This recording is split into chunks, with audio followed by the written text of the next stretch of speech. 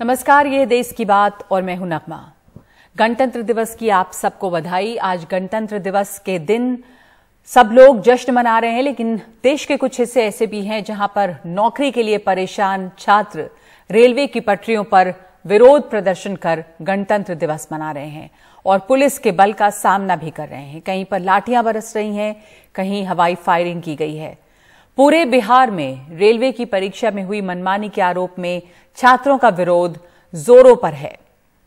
बिहार में रेलवे भर्ती बोर्ड यानी आरआरबी की non technical popular category NTPC परीक्षा परिणाम में कथित धांधली के विरोध में आज तीसरे दिन भी अभ्यर्थियों का विरोध प्रदर्शन जारी रहा है। एक एक करके आपको तस्वीरें दिखाते हैं अलग अलग जगहों की। सबसे पहले देखिए ये तस्वीर, ये बिहार के जहानाबाद की तस्वीर है। यहां पर भी रेलवे ट्रैक पर विरोध प्रदर्शन करते हुए छात्र और पुलिस बल उनके सामने। पुलिस बल के प्रयोग के बाद छात्रों को ट्रैक छोड़कर भागना पड़ा और यहां पर जहानाबाद में पुलिस ने हवाई फायरिंग भी की है। दूसरी तस्वीर ये गया की है। बिहार में गया की तस्वीर है जहां पर जोर शोर से प्रदर्शन चल रहा था और यहां पर एक ट्रेन के कोच में भी आग लगाई गई है छात्रों के ही द्वारा। डीडीयू रेल मंडल के गया जंक्शन पर बुधवार को करीमगंज यार्ड में खड़ी एमटी कोच में छात्रों ने आग लगा दी है और इसमें एक कोच जलकर राख हो गया है।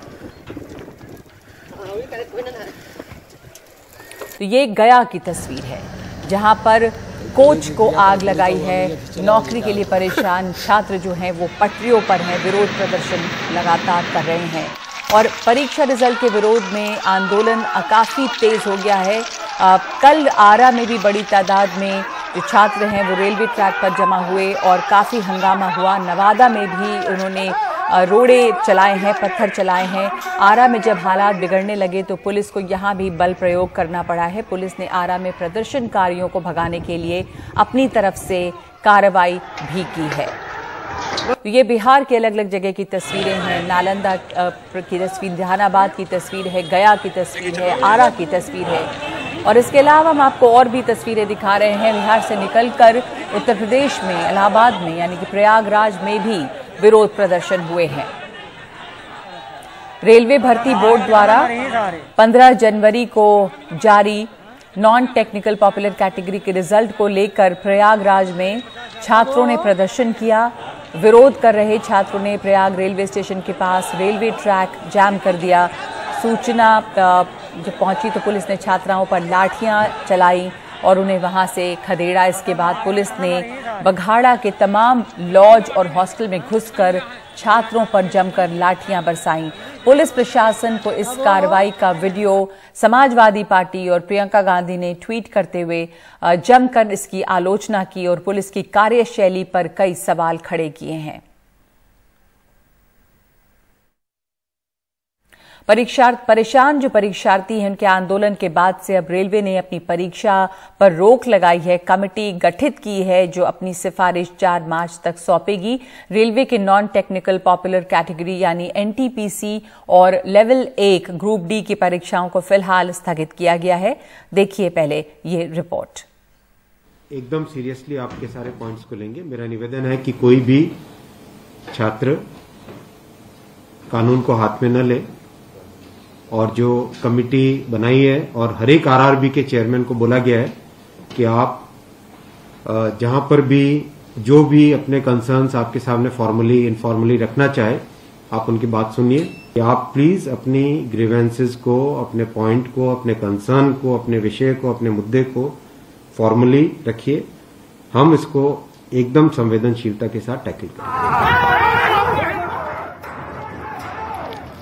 जगह जगह प्रदर्शन होते रहे, रिजल्ट में धांधली के आरोप लगते रहे, पटरियों तक पर प्रदर्शन किया गया।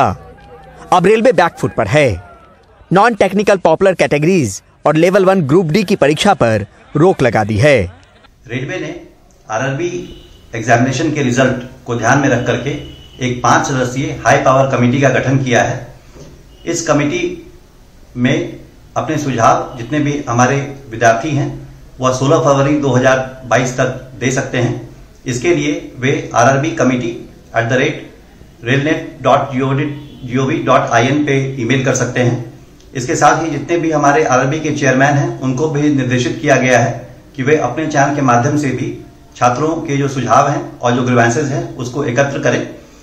यह कमेटी 16 फरवरी 2022 के बाद छात्रों से प्राप्त सुझावों पर विचार करेगी और 4 मार्च 2022 तक अपना रिपोर्ट सबमिट कर देगी।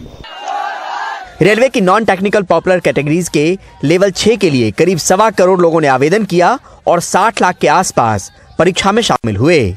कंप्यूटर बेस्ड टेस्ट 1 का जब परिणाम आया तो परीक्षार्थियों ने आरोप लगाया कि रेलवे ने 20 गुना नाम घोषित करने की बात की थी, लेकिन 3,84,000 परीक्षार्थियों के नाम पर करीब 7 लाख उम्मीदवार चयनित किए गए। इससे कई लोगों के नाम अलग अलग पोस्ट में आ गए, यानी एक ही उम्मीदवार 2 या 2 से ज्यादा जगह चुन लिया गया। लिहाजा कट ऑफ काफी ऊपर चला गया और अच्छे अंक लाने वाले भी CBT 1 के रिजल्ट में जगह नहीं बना पाए। वहीं 10वीं पास करने वालों के लेवल 1 की परीक्षा में रेलवे ने कंप्यूटर बेस्ड टेस्ट के पहले से घोषित एक चरण को अचानक 2 चरणों में बदल दिया। इस पर भी विरोध होने लगे।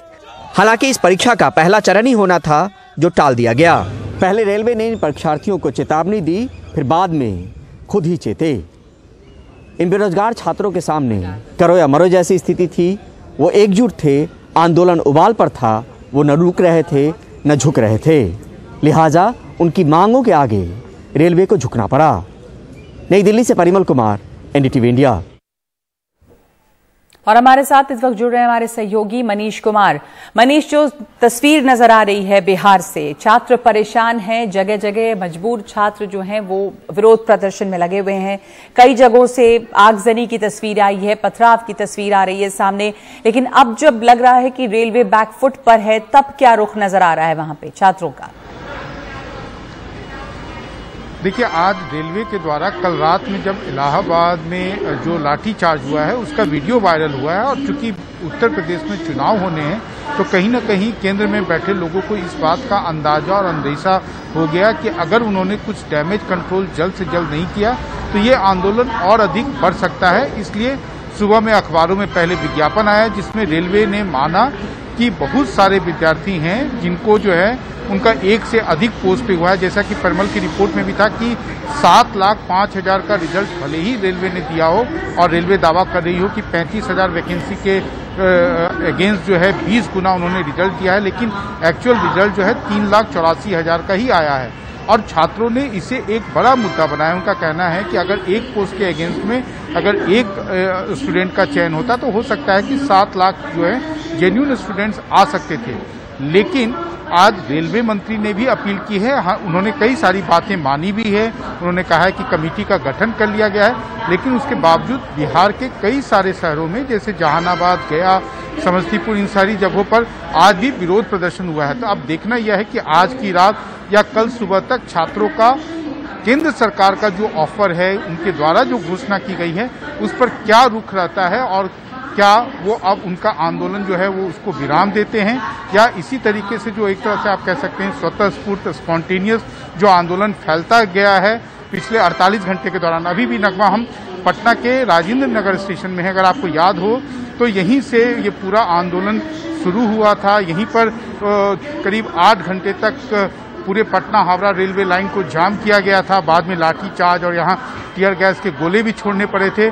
उसके बाद ये आंदोलन जो है कल के दिन में पूरे राज्य में फैला और आज भी वो जारी रहा है। तो अब देखना यह होगा कि कल का दिन क्या होगा, क्योंकि इस आंदोलन का कोई नेता नहीं है जिससे बातचीत कर आप इस निष्कर्ष पर पहुंचे कि उनका क्या आखिर आधिकारिक रिस्पॉन्स रहा है। जी मनीष, आप कह रहे हैं कि ये जो आंदोलन है ये बिल्कुल स्पॉन्टेनियस तरीके से शुरू हुआ और उसी तरह से ये फैलता गया है, तो अब तक इस आंदोलन के कोई भी लीडर उभर कर नहीं आए हैं।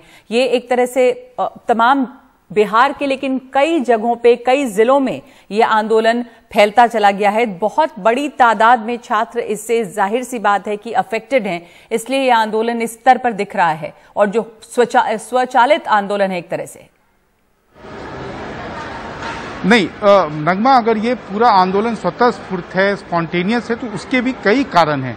सबसे बड़ा कारण यह है कि अगर आप देखेंगे जो आंदोलनकारी छात्र हैं उनका अगर आप एज ग्रुप देखेंगे तो वो 25 साल के ऊपर के हैं। और इन छात्रों का रोष यह है कि ये जो अभी जो जिसका परिणाम आया है ये भी पूरी एग्जामिनेशन जो प्रोसेस है वो 2019 से चालू है और ये 3 साल लगे हैं रिजल्ट आने में, जो भी एग्जाम कंडक्ट किया गया। तो उनका जो भरोसा है सरकार के ऊपर, और उन्हें लग रहा है कि कहीं ना कहीं अभी भी मामले को जो है अधर में लटकाने की कोशिश हो रही है। और आपको मालूम है कि बिहार और खासकर पूर्वी उत्तर प्रदेश के अंदर बैंकिंग के लिए और रेलवे के एग्जाम के लिए काफ़ी लोग जो हैं 20 साल जब वो ग्रेजुएशन करते रहते हैं तब से वो तैयारी करते हैं, लेकिन पिछले कई सालों के दौरान जो नॉर्मल वैकेंसीज बैंकों में आनी चाहिए या रेलवे में आती थी वो आनी कम हो गई है। और जो पूरा रिक्रूटमेंट प्रोसेस भी है वो इतना लंबा खींच रहा है कि छात्रों का पेशेंस जवाब दे रहा है। आज हम कई सारे छात्रों से भी मिले जिनकी उम्र 30 साल है, किसी की 29 साल है, 28 साल है। उनको लगता है कि अगले कुछ वर्षों के अंदर तो उनके पास एग्जामिनेशन में अपीयर होने का भी वो क्वालिफिकेशन जो है या उनकी उम्र नहीं रह जाएगी और वो जीवन भर बेरोजगार या कोई अपना रोजगार करने के लिए मजबूर होंगे। तो पूरी व्यवस्था के ऊपर जो है उनका विश्वास जो है वो कम होता जा रहा है और उनके अंदर की परेशानी है कि उनको कहीं से ये भरोसा नहीं हो रहा है कि आखिरकार रिक्रूटमेंट होगा, क्योंकि उन्हें लग रहा है कि जो रेलवे और बैंक जो है 6 महीने में, 8 महीने में, साल भर में पूरी नियुक्ति की प्रक्रिया को कंप्लीट करता था, वहां पर अब 2 साल से अधिक, 3 साल से भी अधिक लग रहे हैं। वैसे में उनको लग रहा है कि उनका भविष्य अधर में लटका हुआ है और यही कारण है कि छात्र जो हैं वो किसी की बात नहीं सुन रहे हैं। स्वतः स्फूर्त जो है आप देख रहे हैं कि पूरे राज्य में जो है बिना किसी लीडरशिप के, बिना किसी बैनर के अभाव में भी सब लोग जो हैं स्पॉन्टेनियस जो है आंदोलन के लिए रेलवे ट्रैक पर सुबह से जुट जाते हैं। नगमा जी, धन्यवाद आपका मनीष।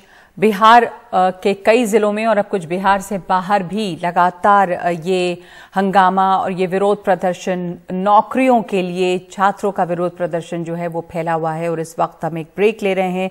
ब्रेक के बाद इस बार क्यों वो बात नहीं है उत्तर प्रदेश के विधानसभा चुनाव में।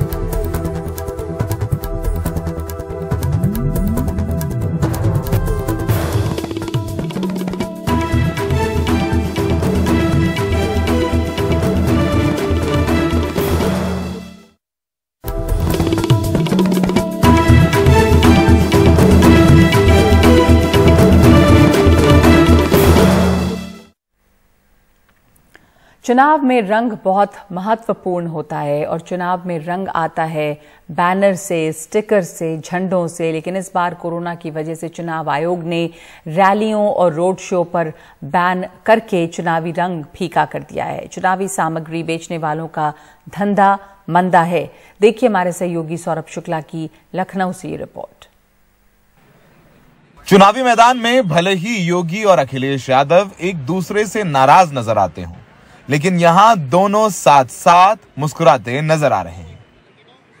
कांग्रेस भले ही मायावती को बीजेपी की बी टीम बता रही हो, लेकिन यहां बीएसपी का हाथी और कांग्रेस का हाथ साथ है। राहुल और इनका परिवार पिछले 30 साल से लखनऊ में विधानसभा के पास चुनावी सामग्री की दुकान चला रहे हैं, लेकिन चुनाव आयोग के रैलियों पर बैन लगा देने के कारण इनकी दुकान पर सन्नाटा है।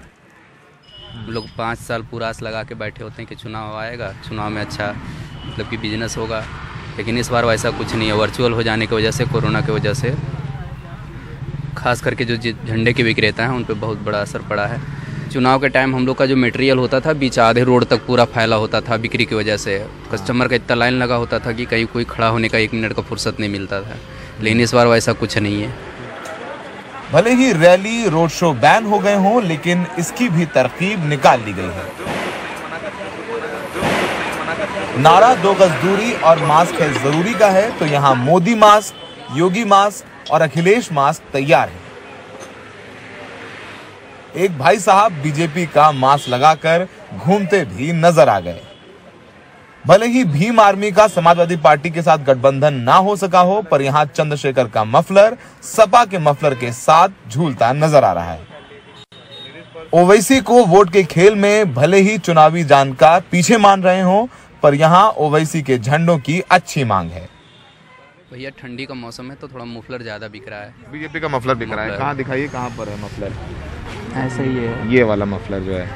और समाजवादी पार्टी वाले क्या मांगते हैं? समाजवादी का लाल टोपी। ये लाल टोपी। यूपी में इस बार ओवैसी साहब का भी क्रेज बहुत अच्छा है। चौथे नंबर पे बस यही MIM ही है। अच्छा, भाजपा, सपा, बसपा, उसके बाद चौथे नंबर पे MIM का मटेरियल वगैरह हमारे यहाँ से ज़्यादा।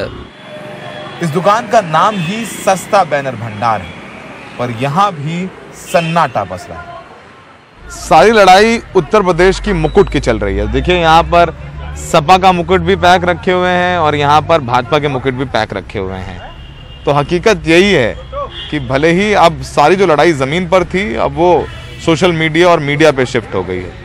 नुकसान इस उद्योग से जुड़े लोगों को हो रहा है। इनको उम्मीद है कि शायद इलेक्शन कमीशन धीरे धीरे ढील देगा तो तीसरे, चौथे, पांचवें चरण में जाकर के इनकी बिक्री बढ़ेगी। सहयोगी विनीत के साथ लखनऊ में सौरभ शुक्ला, NDTV इंडिया।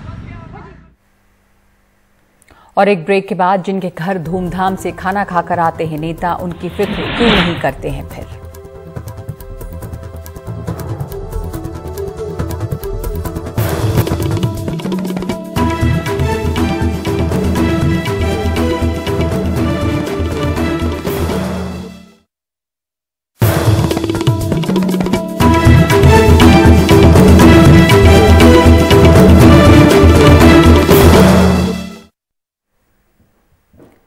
मध्य प्रदेश के सागर में अनुसूचित जाति के दूल्हे की बारात पुलिस के पहरे में निकली। हंगामा दूल्हे के घोड़ी चढ़ने पर था। पुलिस की मौजूदगी में बारात तो निकल गई, लेकिन रात में गांव में वर्चस्व रखने वाले लोधी समाज के लोगों ने दूल्हे के घर और आसपास के घरों पर पथराव कर दिया। बाहर रखी गाड़ियों के कांच फोड़ दिए, जिसके बाद गांव में पुलिस की तैनाती हुई। 20 लोगों के खिलाफ मामला दर्ज हुआ है। संसद में जो आंकड़े पेश किए गए हैं वो बताते हैं कि दलितों के प्रति अत्याचार के मामले में मध्य प्रदेश देश में चौथे नंबर पर है, जबकि आदिवासियों के प्रति अत्याचार के मामले में पहले नंबर पर।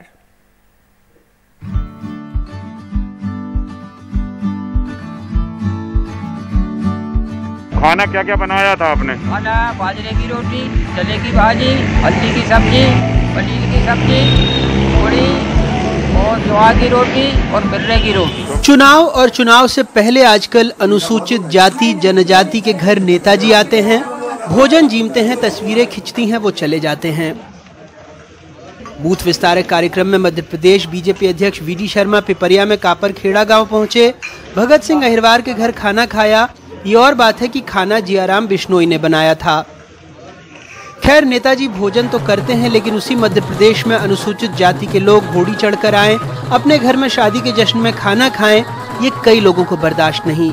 सागर के गनियारी गांव में अहिरवार जाति का दूल्हा पुलिस की मौजूदगी में घोड़ी पर तो चढ़ गया, लेकिन गांव में दबंग लोधियों को ये नागवार था। शाम को बारात गांव से चली गई तो उनके घर पर पथराव, गाड़ियों में तोड़फोड़ हो गई। तत्काल पुलिस वहां पर पहुंच गई थी और पूरे गांव के अंदर जो भी उसको वहां के शब्दों में रीच कहती हो, बिन्नायकी कहते हो या जो भी कहते होंगे, उस परंपरा के तहत उसे घुमाया गया। लेकिन बारात चली जाने के बाद घर पे जो माता बहन थी या उनके बच्चे थे, उस दरमियान रात को कुछ युवकों ने पथराव जैसा किया, जिसकी रिपोर्ट आने पर उनके लोगों के द्वारा जो रिपोर्ट डाली गई उसके तहत 6 लोगों को तत्काल गिरफ्तार भी कर लिया गया है। अगले दिन केंद्रीय मंत्री प्रहलाद पटेल भी गांव पहुंचे, लोगों को न्याय दिलाने का वायदा किया। भीम आर्मी के कार्यकर्ता पहुंचे, नारे लगाए, स्थानीय विधायक के खिलाफ गुस्से का इजहार किया। बंडा विधायक तरवर सिंह के भतीजे लोगों का यहाँ संरक्षण हुआ है। कल बंडा में विधायक का तरवर सिंह लोधी का पुतला दहन होगा। तो वंचितों के घर में खाना खाने और गुंडों के उन्हें घोड़ी नहीं चढ़ने देने की घटनाओं के बीच सरकारी आंकड़े हैं जो कहते हैं कि 2018 से 2020 के बीच दलितों के खिलाफ अपराध के 1,38,045 मामले दर्ज हुए, जिसमें यूपी, बिहार, राजस्थान के बाद 16,952 मामलों के साथ मध्य प्रदेश चौथे नंबर पर रहा। 2020 में आदिवासियों के उत्पीड़न में 20% मामले बढ़े। 2,401 मामलों के साथ मध्य प्रदेश पहले नंबर पर रहा। माननीयों के लिए तस्वीरें दो तरह की होती हैं, दिखाने की और छिपाने की और। अनुसूचित जाति जनजाति के घर में खाना खाने की तस्वीरें तो सामाजिक बराबरी और प्रगतिशीलता के नाम पर वो दिखाना चाहते हैं, लेकिन उन पर हमलों की खबरें छिपाना चाहते हैं। बावजूद इसके शोषितों वंचितों पर हमलों के जो आंकड़े आते हैं, उससे जो तस्वीर बनती है वो भयावह होती है। भोपाल से कैमरा पर्सन रिजवान खान, होशंगाबाद से संजय दुबे और सागर से राकेश तिवारी के साथ अनुराग द्वारी, एनडीटीवी इंडिया। और एक ब्रेक ले रहे हैं देश की बात में। ब्रेक के बाद राजपथ पर गणतंत्र दिवस समारोह।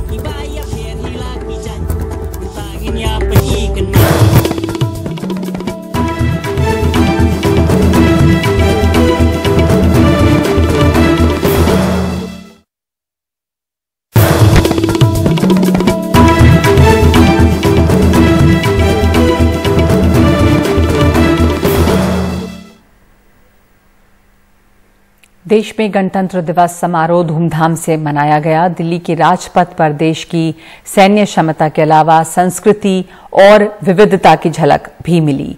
1971 के भारत पाक युद्ध के हथियार दिखाई दिए और पहली बार वायुसेना के 75 विमानों ने अपनी ताकत दिखाई। 73वां गणतंत्र दिवस समारोह। राष्ट्रपति ने तिरंगा फहराया। सेना ने अपने सुप्रीम कमांडर को 21 तोपों की सलामी दी। शांति काल के सर्वोच्च सैनिक सम्मान अशोक चक्र से जम्मू कश्मीर के पुलिस सहायक उप निरीक्षक बाबूराम को मरणोपरांत सम्मानित किया गया। वो श्रीनगर में पिछले साल आतंकियों से लड़ते हुए शहीद हो गए। अपने साथी को बचाया और 3 आतंकियों को मार गिराया। अब बारी सेना की आन बान शान की थी। कदम ताल करते सेना के जवान नजर आए। राजपूत रेजिमेंट के जवान 1950 की सेना की वर्दी में दिखे। हाथ में उस जमाने के हथियार 303 भी नजर आए। तो 1971 की जंग में पाक के खिलाफ इस्तेमाल किए गए सेंचुरियन टैंक भी दिखे। तीसरी पीढ़ी का अर्जुन टैंक भी राजपथ पर गरजता दिखा और उसका साथ देने आया धनुष तोप।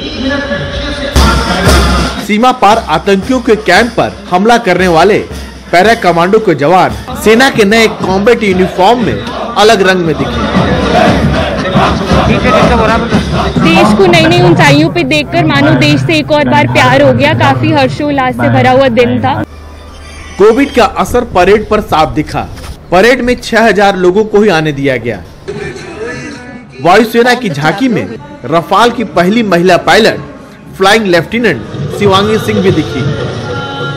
राफेल आया इस बार, तो वो तो बहुत ही ज्यादा अच्छा था और जितने भी एयर स्टंट दिखाए हैं वो तो बहुत ज्यादा अच्छे थे। उत्तर प्रदेश की झांकी में काशी विश्वनाथ कॉरिडोर दिखा तो केंद्रीय लोक निर्माण विभाग की झांकी में सुभाष चंद्र बोस नजर आए। बीएसएफ की ऑल वुमेन सीमा भवानी और आईटीबीपी के जाबाजों ने मोटरसाइकिल पर हैरत अंगेज करतब दिखाए। परेड में लोगों की आंखें तब टिकी की टिकी रह गईं जब एक साथ 5 रफाल विमानों ने उड़ान भरी। देश की आजादी के 75वें साल की याद दिलाते हुए 17 जगुआर लड़ाकू विमानों ने 75 के आकार में फ्लाई पास्ट की। राजपथ पर पहली बार वायुसेना के 75 विमानों ने अपनी ताकत दिखाई।